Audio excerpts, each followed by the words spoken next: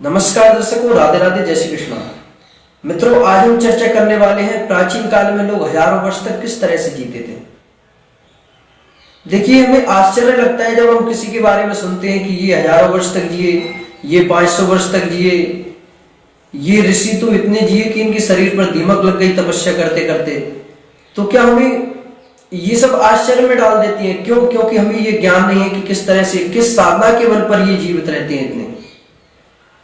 देखिए, यदि व्यक्ति को अपनी आयु लंबी करनी है तो उसे एक कार्य अवश्य करना चाहिए, वह है प्राणायाम।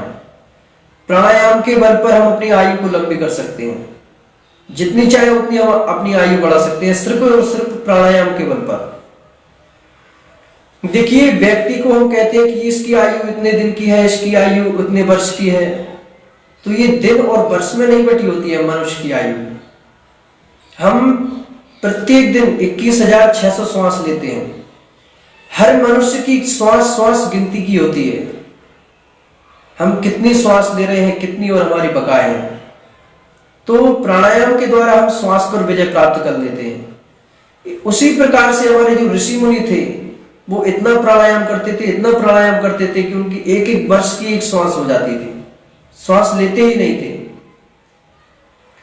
तो इस तरह से लोग कई वर्षों तक जीवित रहते थे। हम भी रह सकते हैं। प्राणायाम किस तरह से करना चाहिए हमें?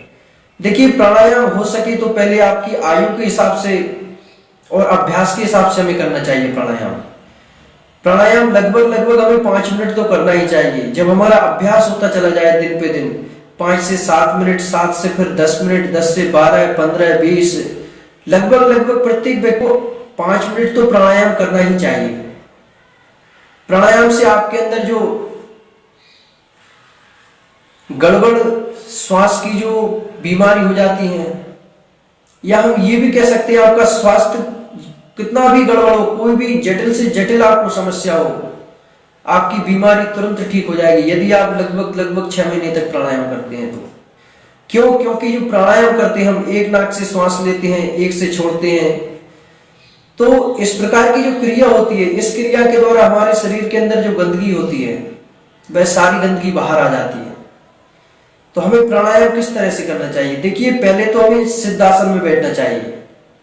यदि हो सके तो आप पद्मासन लगा लीजिए। एक पैर के ऊपर पैर चढ़ा करके जो हम बैठते हैं उसे पद्मासन कहते हैं। या आप पद्मासन नहीं लगा सकते तो सुखासन में बैठिए। बिल्कुल रीढ़ की हड्डी को एकदम सीधा करके बैठिए। रीढ़ की हड्डी आपकी जब सीधी हो जाएगी तो श्वास लेने में आपको आपत्ति नहीं होगी बिल्कुल भी। इस प्रकार से आप बैठ करके फिर एक नाक को बंद करेंगे इस तरह से। इसमें से लगभग हमें 10 सेकंड तक बिल्कुल इतने आराम से श्वास लेना है कि यदि कोई हमारी नाक के समक्ष आटा रख दे तो वह भी उड़ करके नाक के अंदर नहीं जाए। इतने बिल्कुल धीरे से लेना है हमें श्वास। फिर उसे 10 सेकंड तक रोक करके रखना है उसी में, और 10 सेकंड के बाद में फिर हमें इतने ही आस्ता आस्ता छोड़ना है उसे। इस प्रकार की जो क्रिया होती है उसे प्राणायाम कहते हैं। तो ये क्रिया हमें लगभग 5 मिनट तो करनी ही चाहिए यदि हम स्वस्थ जीवन जीना चाहते हैं, आरोग्यतापूर्वक जीवन जीना चाहते हैं। तो आप विश्वास नहीं मानेंगे, आप कर करके देखिए ये क्रिया को। इस क्रिया से आपको लाभ क्या होगा? आपके चेहरे की जो चमक है वह दिन पे दिन बढ़ती चली जाएगी, और आपको जो बदलाव होने, आप स्वयं में देख लेंगे आपके अंदर जो बदलाव होने वाले हैं।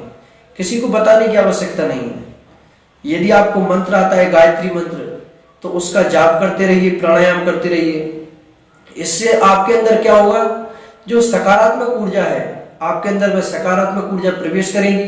जो आपके नेगेटिव विचार है वो बाहर हो जाएंगे आपसे। आप एक तरह से सात्विक मनुष्य बन जाएंगे। तो आज हमने जानी प्राणायाम की क्रिया, प्राणायाम से क्या हमें प्राप्त होता है। जय श्री कृष्ण, राधे राधे।